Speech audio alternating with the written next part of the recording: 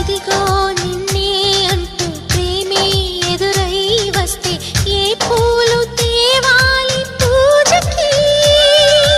నీతో జతగా ఉండే వరమే నువ్వే ఇస్తే ఇంకేమి కావాలి జన్మకి?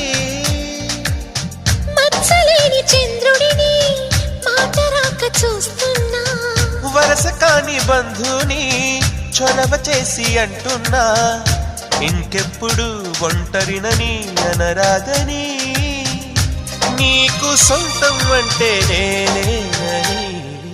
కొమ్మ కొమ్మ విన్నావమ్మ కోయిల వస్తుంది, వస్తూ వస్తూ తనతో వెన్నెల వెలుగులు తెస్తుంది.